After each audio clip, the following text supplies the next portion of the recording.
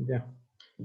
Ben, nous notre série de cours en ligne concernant le bassin versant de Oued Douinis. Alors, la dernière séance, j'ai rectifié un peu le dessin ici parce qu'il y avait une faute. J'ai modifié un peu le bassin versant à ce qu'il vraiment prend en considération la limite du Garat Eshkel. Bien. Donc, on a vu la dernière séance comment transformer un MNT à partir de Global Mapper. Par la suite, faire le bassin versant, comment dégager les bassins versants, les sous-bassins versants, les cours d'eau, etc., etc. Donc, des collants comme en principe fait les anciennes vidéos. Bien. Alors, juste un petit rappel, comment extraire ou bien comment extraire le bassin versant et l'exporter en fichier GeoTIFF ou bien DOM. Donc, tout d'abord, bien sûr, on doit tracer notre cours d'eau. Donc, on a ici la carte topographique assemblée. Ça, c'est la carte topographique assemblée. Donc, on dessine les cours d'eau. Sinon,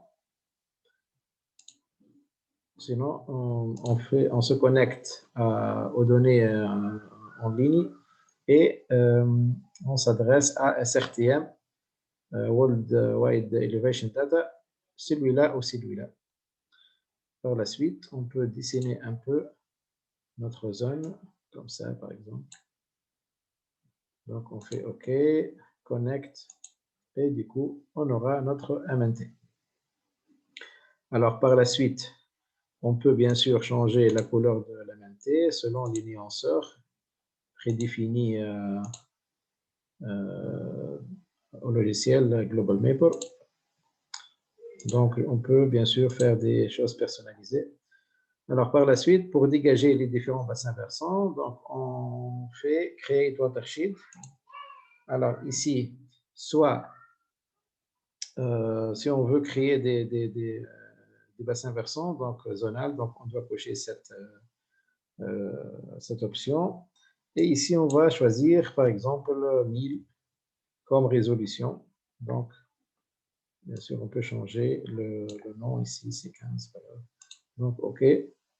Donc, du coup, on a les différents bassins versants.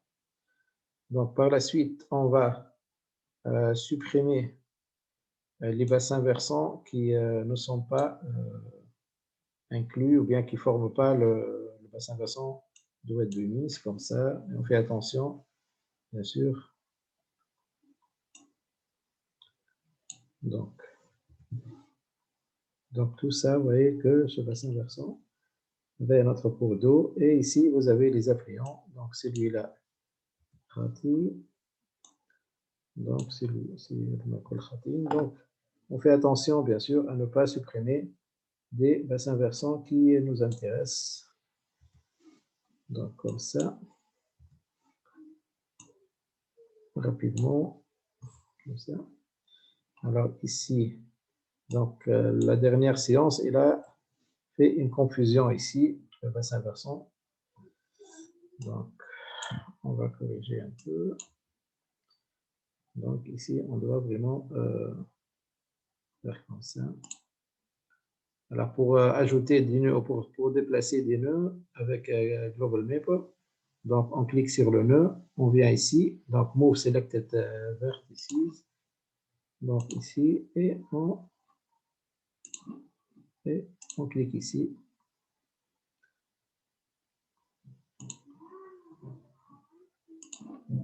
On clique ici jusqu'à, bien sûr, terminer. Ah, le problème, voilà, il ne faut jamais faire supprimer. Donc, il faut faire un clic droit, Delete Vertex. Vous voyez? Delete Vertex. Donc,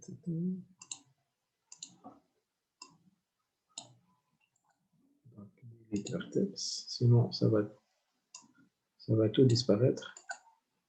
Delete Vertex. Par la suite, pour ajouter un nœud, on fait ici, insert nœud, insérer ici, insérer ici. On va déplacer, donc on va supprimer ces trois. Delete vertex, on va insérer un nœud ici, jusqu'à bien sûr terminer tout le bassin. Donc bien sûr, il faut affiner et vérifier avec la carte peau. Donc ici, on a à peu près notre bassin versant. Bien. Donc par la suite, qu'est-ce qu'on va faire? Donc ces deux ne nous intéressent pas. Et ici, vous avez le bassin versant. Bien. Donc, on va par la suite assembler tout ça. Donc, qu'est-ce qu'on fait? On sélectionne tout. Donc, ici, vous avez un point. On sélectionne tout et on va regrouper. Donc, on va combiner. Comme ça, et on aura un seul bassin. Vous voyez? On aura un seul bassin. Alors, par la suite, on peut charger un autre CRTM si vous voulez. Donc, on maintient sélectionné comme ça. Soit on charge comme ça et on va faire une importation à partir du polygone sélectionné. Donc, connect et on aura uniquement, bien sûr, le MNT à l'intérieur du bassin versant. Bien. Alors, on a notre bassin versant maintenant. Aujourd'hui, qu'est-ce qu'on va voir? Donc, on va revenir à notre cahier de charge. Alors, ici, on a élaboré le dictionnaire des données. Donc, deuxième élément, c'est faire une carte de localisation, mais je préfère la garder pour une autre séance. Alors, élaboration de différentes couches qui représentent les éléments topographiques, les courbes de niveau, les pentes et la ligne de crête. Les lignes de crête. Bien. Alors, on va commencer par les courbes de niveau. Alors, comment dégager les courbes de niveau? Alors, on va voir ces deux. Alors, on va voir cette tâche, soit avec les deux logiciels, Global Mapper et QGIS. Donc, on va commencer par QGIS. Alors, bien sûr, il faut maintenir le MNT, donc on va le garder. Et par la suite, tout simplement, on vient ici, donc Create Contours, et on clique. Alors, une fenêtre ou bien un panneau s'affiche. Alors, qu'est-ce qu'il y a dans ce panneau? Il y a le nom, il y a 4 éléments ici. Donc, la première chose, on va lui attribuer un nom, on va dire courbe de niveau. Courbe de niveau. Bien. Alors, ici, on a l'intervalle entre les courbes de niveau. Donc, on appelle l'intervalle entre les courbes de niveau l'équidistance, c'est-à-dire les courbes ou bien la différence entre chaque courbe, c'est-à-dire l'équidistance. Donc, on va générer des lignes tous les 20 mètres. Tous les 20 mètres.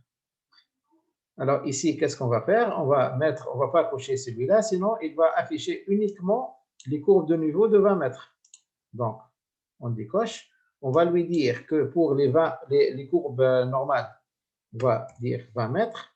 Et les courbes maîtresses, on va dire 100 mètres, par exemple. Bien. Alors ici, si on veut, donc tout ça, on le garde tel quel. Donc ici, si on veut créer des aires, c'est-à-dire des surfaces, on garde Generate Area Features. Sinon, je décoche. Alors ici, pour simplifier, donc ici, c'est comment dirais-je, si on veut des lignes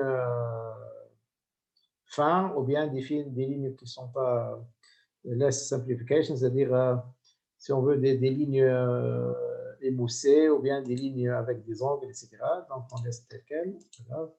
Donc, timeline ici, c'est pas très important. Alors, ici, pour la projection, donc, on va faire une projection Lambert, sinon on garde tel quel, c'est pas grave. Et on va faire OK. OK, bien sûr, automatiquement, les courbes du niveau vont s'afficher. Vont s'afficher. Bien. Alors. Donc ici, on a nos courbes de niveau. Vous voyez que l'équidistance, c'est-à-dire ici c'est 40, l'autre c'est 60. Donc ici 20, 40, 60, tous les 20 mètres, ça va générer une courbe de niveau. Bien. Alors si on veut affiner encore, peut-être, on va changer l'équidistance, juste pour la démonstration. Alors on va faire comme ça, et on va dire, par exemple, 10. Alors ici, on va mettre 10 par exemple, et ici 50. On va voir quelle est la différence. OK, donc ça va générer encore plus de courbes de niveau, pas plus. Hein.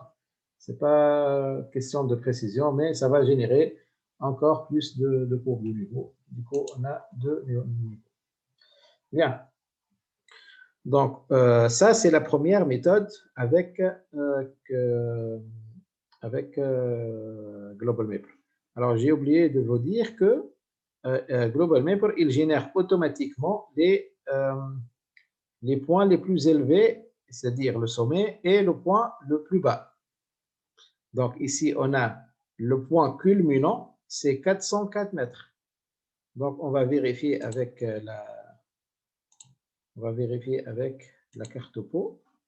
Donc, généralement, on va trouver quelques mètres de différence.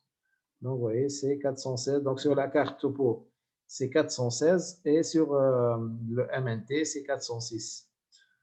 Bon, je ne sais pas quelle est la vraie altitude, mais pour nous, c'est le sommet, c'est ici, c'est aux alentours de 400 mètres. Bien, il me donne également le point le plus bas, c'est moins 7 mètres. Vous voyez, ici, c'est moins 7 mètres. Donc, on peut lui donner confiance. Bien. Alors ici, pas forcément que les courbes de niveau générées et celles dans la carte topographique soient semblables. Hein. Ce n'est pas forcément la même chose. Bien. Donc, on revient ici. Donc, ici, on a généré les courbes de niveau. Bien. Alors, comment on va maintenant faire donc, la même chose, mais avec QGIS. Avec QGIS. Bien. Donc, tout d'abord, on doit exporter le MNT. Donc, je vous ai montré la dernière séance.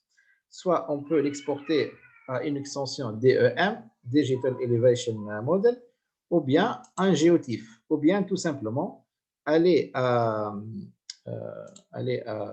USGS, comme je vous ai montré la dernière séance, et avoir, bien sûr, il faut faire un compte. Voilà, USGS, ou bien, non, Earth Explorer, pardon, Earth Explorer. Donc, il faut créer un compte ici et chercher notre zone d'étude. Voilà. Bien sûr, faire les points ici et là et chercher par la suite Digital Elevation, alors SRTM, celui-là, et faire résultat. Donc, on aura notre MNT, on le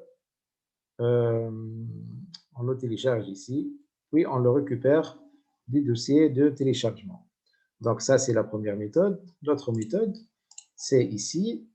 Donc, on va exporter notre MNT. Donc, on fait Layer, Export. Alors, je vous conseille d'exporter en géotif. Ça donne le même résultat et non pas en DEM. Donc, il faut chercher de la liste géotif. Donc, faire OK. Donc, ici, on garde tel quel. Donc, on ne change rien. On fait Export. Donc, ici, il faut changer, bien sûr, la projection. Il faut une projection métrique, bien entendu, et OK. Donc, ici, j'ai déjà téléchargé le MNT. Bien, donc il faut faire enregistrer. Bien. Donc, une fois téléchargé, Donc, on va faire la même chose, mais avec QGIS. Donc, le MNT, c'est un raster, donc on va l'ouvrir. Donc, ouvrir ici, on va faire WebWMIS, ouvrir, ajouter, fermer, et on aura la même chose. Donc, ici, on peut changer la symbologie en couleur, comme ça. On va inverser la palette, comme je vous ai montré dans la séance, au cours de la dernière séance. Bien. Alors, pour générer les courbes de niveau avec QGIS, c'est très simple. Donc, la même chose pratiquement, raster du menu, barre de menu. Par la suite, extraction et contour, tout simplement. Donc, ici, on va, la couche en entrée, c'est le MNT. Alors, l'intervalle entre les courbes de niveau, c'est-à-dire l'équidistance, on va dire 20, par exemple, pour ne pas trop charger la carte. Donc, le nom, c'est le nom du champ, donc élévation, élève. Donc, on va mettre tout simplement exécuter. Et on va voir le résultat. Donc, on a un MNT également. Donc, vous voyez que sur QGIS, il est plus fin. Mais par contre, ici, ce n'est pas affiché les noms, ni les altitudes, ni rien. Ici, c'est affiché. Bien. Alors maintenant, je vais exporter ces courbes de niveau et les ouvrir sur QGIS pour comparer et voir s'il existe des différences. Donc, clic droit, courbe de niveau. On va exporter. Bien sûr, on va l'exporter à courbe de niveau. On va l'exporter au format shapefile, bien sûr. Donc, shapefile. OK. Donc, on va exporter les points tout d'abord. Donc, projet WebWMIS, vecteur, on va dire courbe de niveau. Courbe de niveau. Par la suite, on va dire enregistrer. Donc, il faut bien sûr vérifier la projection. Donc, OK. Donc, une fois exporté, on va les ouvrir avec QGIS. Donc, dans ce cas, on va aller à vecteur, ouvrir vecteur. Alors ici, vecteur, courbe de niveau. Courbe de niveau, shapefile, ouvrir, ajouter, fermer. Et on va voir. Donc, on a pratiquement le même résultat à quelques, bien sûr, quelques millimètres près qui ne changent pas grand-chose. Bien. Donc, on va garder les courbes de niveau de QGIS. Donc, ici, on va supprimer la couche. OK. Là, on affiche ici. Mais par contre, on va, cette couche, elle est temporaire. On va l'exporter. Donc, export. Donc, ici, on va mettre le même nom, courbe de niveau. Courbe de niveau, enregistré. Donc, c'est bon, tout est dans l'ordre. OK. Bien. Donc, du coup, on a une couche permanente. Donc, on va supprimer celle-là. Bien. Donc, on a nos deux couches. Alors, maintenant, qu'est-ce qu'on va faire? On va exporter les points ou bien les points d'altitude. Les points d'altitude, c'est-à-dire le sommet et le point le plus bas. Donc, ici, si on a ce symbole, c'est-à-dire on a la géométrie, elle n'est pas la même. Si on a ce symbole, c'est-à-dire que la géométrie n'est pas la même. Autrement dit, il y a des points, des lignes, ou bien des points et des lignes, ou bien des surfaces et des lignes, etc. Donc, layer, export. Alors, courbe de niveau. Donc, cette fois-ci, on va exporter les points. On va exporter le point, c'est-à-dire on va exporter les point d'altitude, ou bien on va dire sommet, point bas. On va dire enregistrer. Alors, la même chose. OK. On va l'ouvrir avec QGIS pour voir qu'est-ce que ça donne.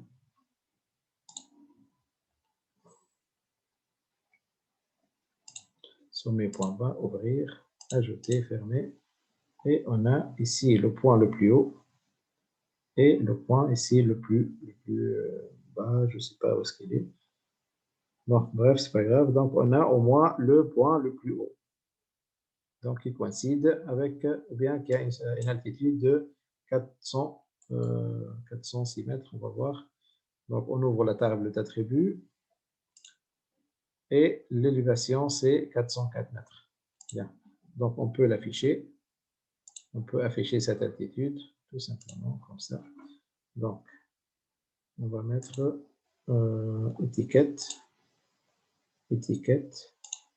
étiquette simple, donc elevation, et on va mettre appliquer. Et du coup, en principe, l'altitude s'affiche. Le point le plus haut s'affiche. Bien. Alors, qu'est-ce qu'on peut faire aussi? Donc, on peut générer des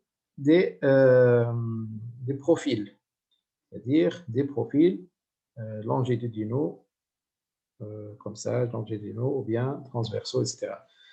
Bien, alors je vous conseille de faire ça avec Global Maple. Donc, QGIS, il peut le faire, mais franchement, le résultat n'est pas très satisfaisant. Je préfère faire ça avec QGIS, avec Global Maple. Donc, qu'est-ce qu'on fait? Donc, il faut désactiver toutes les couches vectorielles. Alors, on vient ici, Path Profile, ou bien Alt plus L. Donc, on fait comme ça.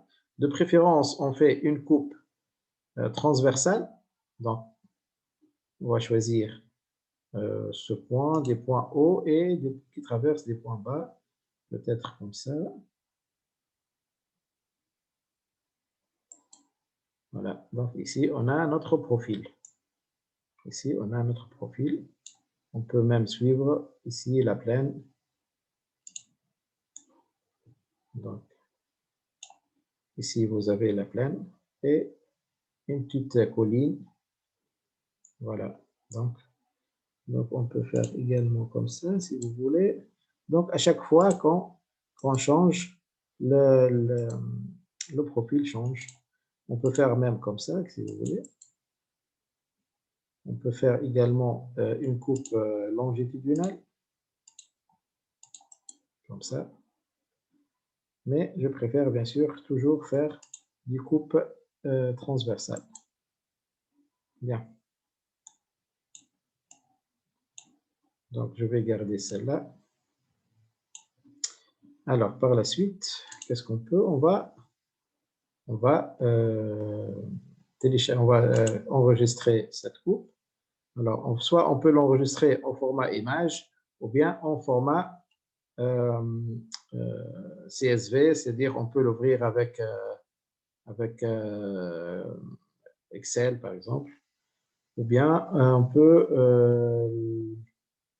l'exporter également en fichier vectoriel. Donc, fichier vectoriel, SVG. Mais pour le moment, juste pour la démonstration, je vais l'exporter en bitmap. Donc, ici, raster, on va dire coupe topo, coupe topographique.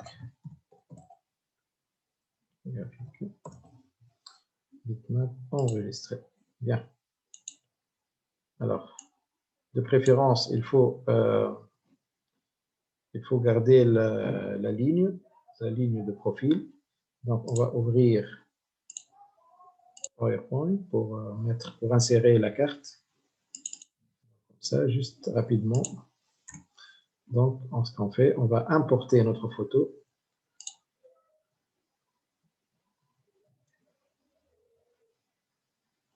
Non, pas celle-là. Mais plutôt insertion, photo, cet appareil. Donc, on va donc, coupe topo, celle-là, insérer, et on a notre coupe topographique.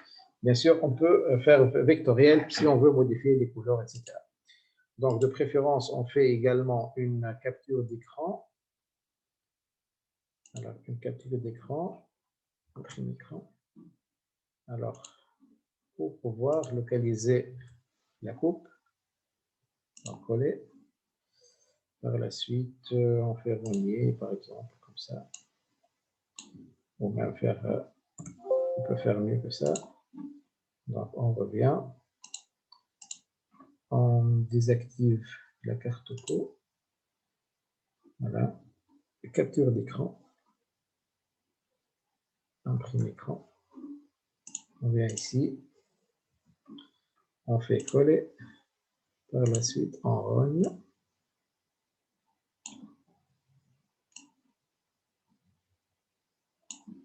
Rogner. Donc, on peut insérer une... Ça, c'est rapidement. Bien sûr, on peut affiner et faire quelque chose de plus clair ici. Voilà. Donc, on a ici la coupe AB. On peut ajouter A, B, A, B. Ici, on a une coupe topographique. Bien sûr, on peut ajouter les noms, le nom de la plaine, des montagnes, des collines, etc., à partir de la carte topographique. À partir de la carte topographique. Donc, carte topo. Dans ce cas, on doit désactiver. Donc, ici, vous avez Douar Toro. On peut ici mettre le cours d'eau, etc., etc. Bien. Donc, ici, on a généré nos courbes de niveau et les coupes topo. Bien. Alors, on passe à autre chose. Donc, on revient ici à notre dictionnaire, à notre cahier de charge. Donc, ici, il nous demande de dégager les pentes. On va dégager les pentes. Alors, je vous rappelle que la pente, c'est le degré ou bien l'inclinaison du relief. L'inclinaison du relief. Alors, on peut faire bien sûr ça avec les deux logiciels. Donc, je vais vous montrer. Donc, il faut toujours bien sûr garder la main T. Donc, tout le travail est basé sur la main T. Tout le travail est basé sur la main T. Bien. Alors, ici, pour faire des pentes, c'est très simple. Donc, on vient au shader et on va faire slope. Slope, c'est-à-dire pente.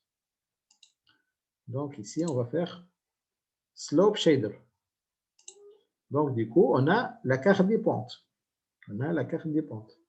Alors, ici, en l'occurrence, les zones foncées, ça donne des pentes fortes.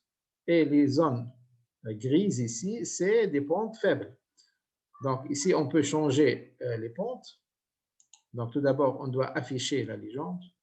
Donc, on vient à configuration, par la suite, duration. Et on va mettre métrique, apply, OK. Donc, ici, on a les pentes en degrés, bien entendu. Alors, on peut changer la couleur. Donc, on vient à configuration et on va à shader option. Alors, ici, slope shader. Donc, les valeurs minimales, on va changer les couleurs. Par exemple, on va dire que les faibles pentes, on va dire de couleur jaune. Et les pentes fortes, on va garder avec des couleurs, par exemple, comme ça. Et on va dire OK. Donc ici, on va mettre Apply. Et du coup, on a les valeurs de la pente qui changent. Alors, par contre, ici, Global Mapper ne permet pas de donner,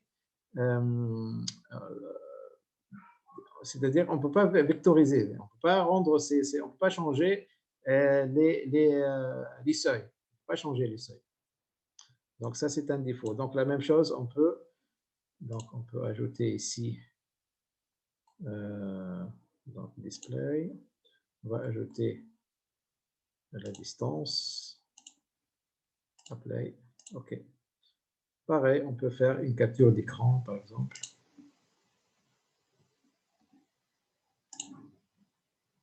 Ou bien exporter cette carte, comme vous voulez. Donc, ça, c'est le minimum. le minimum. Par la suite, on va bien sûr améliorer.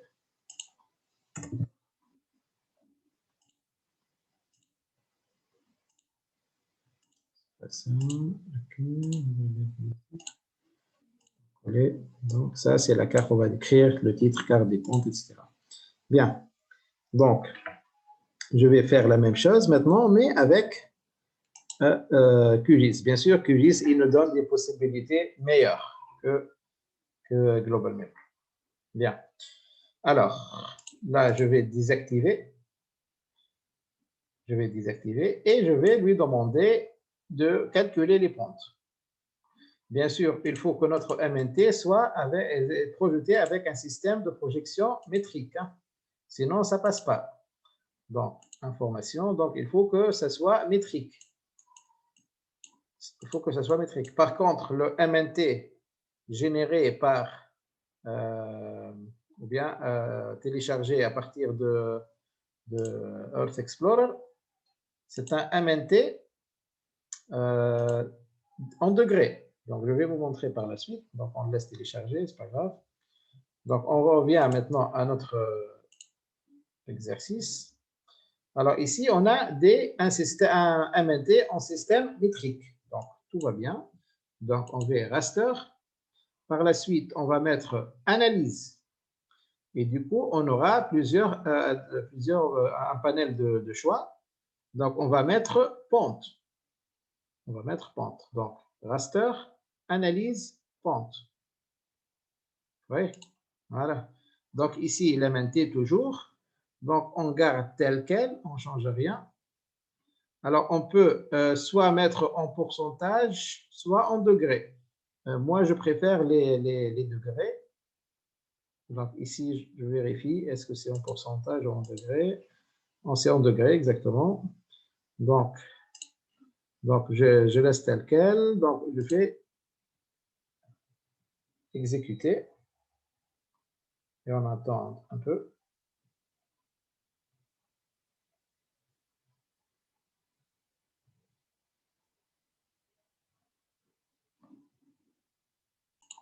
Bien, on fait. Donc, algorithme finished. Donc, fermé. Donc, du coup, on a la carte des pentes. Bien sûr, ici, on ne peut pas voir très bien le détail. Donc, ici, les pentes, ça varie entre 0 degrés et 33 degrés. Entre 0 et 33. Ici, l'altitude, c'est moins 6 et 403.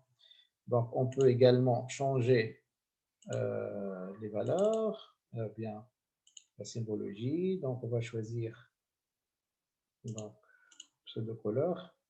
Et là, peut-être qu'on va faire autre chose pour les mieux différencier. On va faire celle-là, par exemple. Et on va inverser la palette. Voilà, appliquer. OK. Donc, ici, on a les pentes faibles, c'est avec du bleu. Et les pentes rouges, ce sont les pentes fortes. Bien.